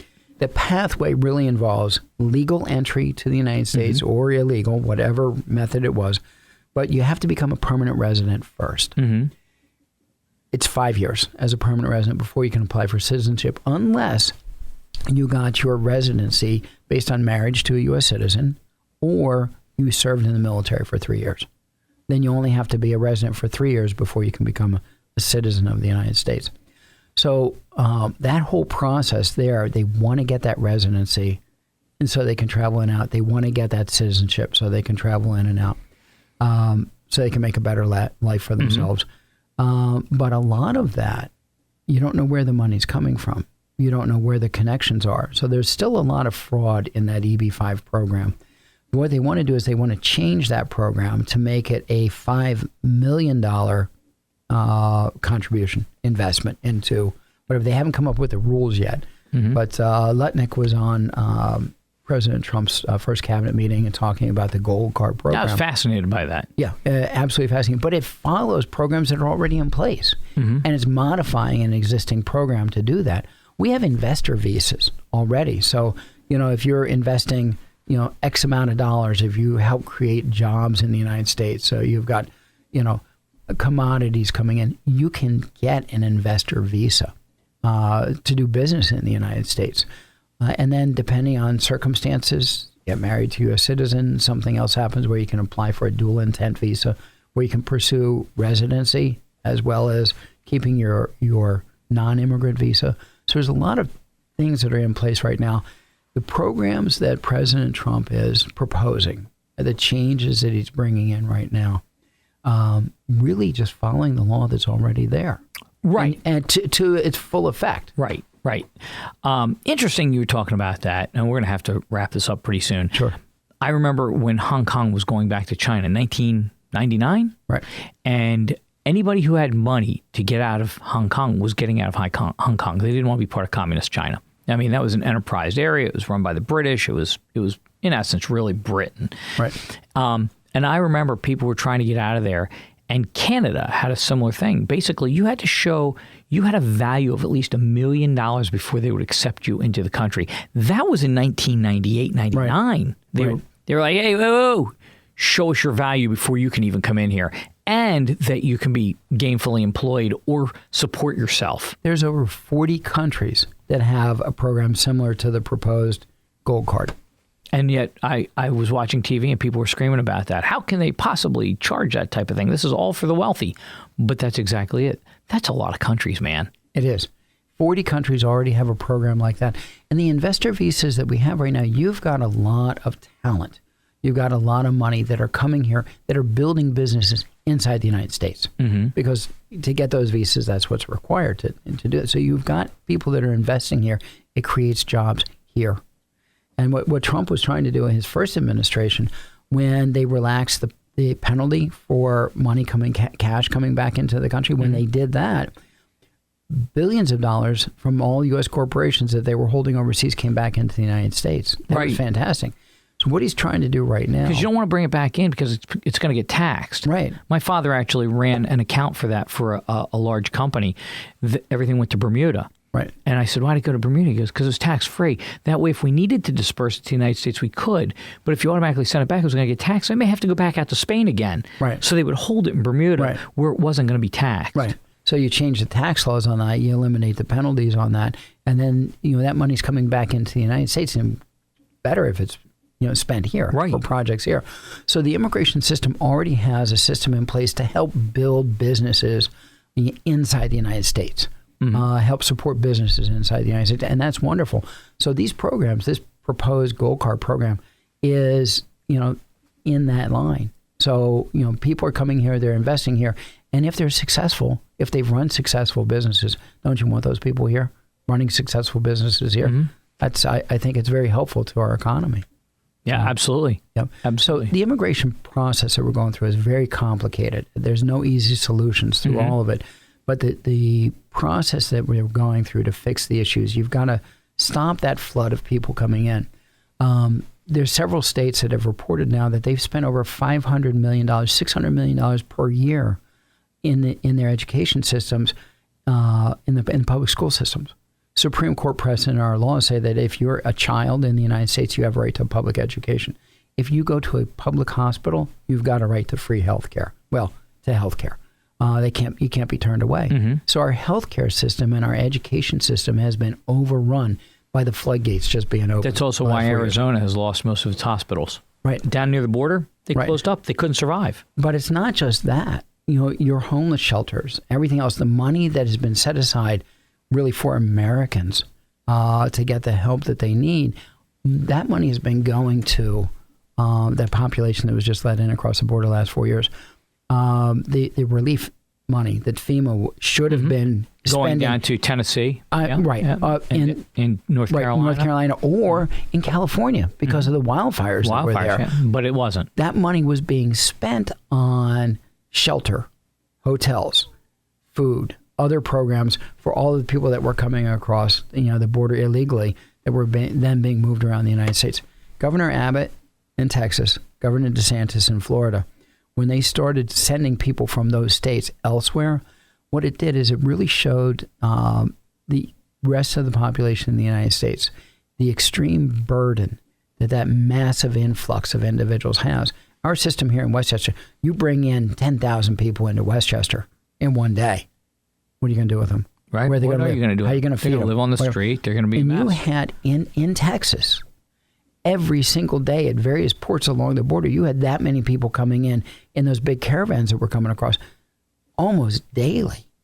So the cities along the border were being inundated with how do you take care of them? How do you provide public services for all of them? And that was an interesting thing. When Trump stopped it and said, remain in Mexico, the Mexicans got very angry because now all of a sudden their towns on their side were getting swamped with all the people. And they started really hating on the Costa Ricans, the Guatemalans, the Hondurans, the Venezuelans. They were angry. Well, they were experiencing what United States towns were experiencing. And it was a good lesson. But it was short-lived. Right. And maybe they would have figured out a little bit more on that. And of course, Trudeau wasn't real happy when Trump said, nope, we got no problem with that. We'll be a pass-through country just like Mexico is. We'll ship them right up to Canada. And he went from being, we're open to anybody, to when it was going to happen. All of a sudden, Trudeau started backtracking on that whole thing. Right. One of the tools that the U.S. immigration law allows is when a country is refusing to take their own individuals back, you can shut off all diplomatic relations. You can stop all trade with them. You can shut off a lot. Well, that was the Venezuelan issue. Right. When they were going to ship them, they said, you can't bring them back here. And they went, okay, well, I think we're going to have an issue. Yep. And then all of a sudden it was, we just didn't have a safe place for you to land. Right. Well, now we'll take other people. That's right. Right. Like El Salvador says, we'll take everybody. Just pay us each day so we can house them. We'll take people. So El Salvador is interesting, though, because they have that prison now that those MS-13 people are in. I don't know if you've seen the videos of it. Right. Oh, my God. Those people are never escaping that either. Ever, ever, ever. They're there forever. Well, until the administration there changes. Right. That's right. Until they open up the floodgates. But can they afford to? Right. Could they actually afford to do that? Some of the problems that we're experiencing right now, when you open up that floodgate, what do you do with those criminals? What do you do with everything else? Does 1980, the Mariel boat lift, ring a bell? Right. Everybody came over. The Cubans came across. They sent them all into the United jails States. And let them go. And God help them if they touch. Right. And that was one of those mistakes that Ronald Reagan made when he was like, yeah, okay, we'll do this once. Mm-hmm. No, there was no once. But we already had, with an open border the way we had it forever, until Ronald Reagan's Immigration Act in 1986, when they actually authorized building a wall at the same time that they authorized Reagan's amnesty from 1988, 1990. So Reagan and Bush, the amnesty program that they ran then, where a lot of people who are here as residents right now got that through the amnesty program. So you see the paperwork, 1990, 1991. Yeah, yeah, that's an amnesty program. And so they got their green cards that way. Those programs were as a result of very careful negotiation in Congress, where they also agreed to stop the flow of people coming across the border unrestricted. And that went on for a while. It's still going on right now. Right. It's going on right now. Every year, Congress allocates money for these programs at the border. One interesting fact, even though it was a huge issue during the campaign, with the border and everything else, in the summer of 2023, the Biden administration reinstituted Remain in Mexico and started building additional sections of the wall. Funny how that works, huh? Didn't make the mainstream Didn't media. make the news. Why is that? But they needed to do it so they could control the problems at the border, and that was the only way they did it. And the fact is, it has to be done, Ted. Yeah. It has to be done. Yeah. No country is a country if there's no border. You can't have that.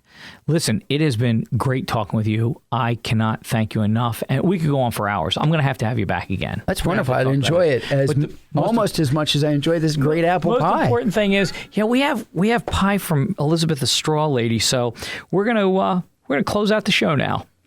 Thanks for coming on. Thank you, Barry. I'd like to thank my in-studio guest, Ted Murphy, for coming on and bringing everybody up to date on what's going on in the world of immigration. If you want to get a hold of Ted, he can be reached at tmurphy@murphy-law-firm.com. All righty. One more time. tmurphy@murphy-law-firm.com. He's the best. Thank you so much, Eric Clambera, my producer here at All Politics Are Local. I asked if I could hang out with him this weekend, and he said, Ain't nobody got time for that. Yeah, I know the feeling. Anyway, Mondays and Wednesdays, Eric and I are together on the morning show. We've been on a show revamp lately. It's kind of slow, but we're really trying to amp this thing up, and currently we're trying to alienate our 6 listeners. So tune in to see if we're successful. You'll be smarter. You'll be smarter for it, better looking and taller. So, hey, you guys know the routine, but for my first-time listeners, which is growing every week, by the way, listen to more local radio, whether it's here at WCHE or if you're on the web in Albuquerque, New Mexico. I knew I should have taken that left turn at Albuquerque. Yeah, Albuquerque. Local radio, it has your back. You want to know what affects you, what's happening in your area? City radio stations care about city stuff. Worse yet, some shows are syndicated and shipped from someplace like Los Angeles. Support local businesses and their locally grown food. You ever eat any of the food they grow in downtown Los Angeles? Those tomatoes from Watts. They don't taste so good. So support local advertisers. They have what you need, and they do care about you. Local businesses are your neighbors and your friends. Support those as sponsor. WCHE. They are our community. If you don't have community, don't call me when you need a ride. Hey, if you like my show, take the time to send a nice note to WCHE at WCHE1520.com. If you like my show and it gives you a little anxiety on the side. You can't handle the truth. There you go. Because everybody likes a little anxiety on the side. Not really. Big thank you to Donna Saul, General Manager here at WCHE. The corporate meeting last week, she told me that if it wasn't for my ratings, she would have sent me on a permanent vacation long ago. That's good, right, Eric? Yeah, well, I thought it was good. Be sure to like and follow WCHE's Facebook page where you can keep up on what's happening around town and the county. And you can see updates and my videos on both my Facebook page, WCHE, All Politics Are Local with Barry D, and my YouTube channel, which is All Politics Are Local with Barry D. Today's intro and outro music. You know what this one was, Ted? No, I don't. Classic freestyle from Miami. Get you up and moving, doesn't it? It's my girlfriend's expose with their hit song, What You Don't Know. That hit number 8 on the Billboard Hot 100 in 1989. 89. Love those women. And the final advice of the day, it's easy to be critical instead of having gratitude. I'm guilty of it and I know it. So why not do a good thing? While being critical, if the place is kind of crappy, help clean it up. Always leave where you've been a little cleaner than when you arrived. If everybody did that, what a beautiful world it would be. And if you have a day to sacrifice in your life, even half a day, join Litter Lifters and show how far your gratitude actually goes. I'm Barry D for All Politics Are Local. Thanks for listening.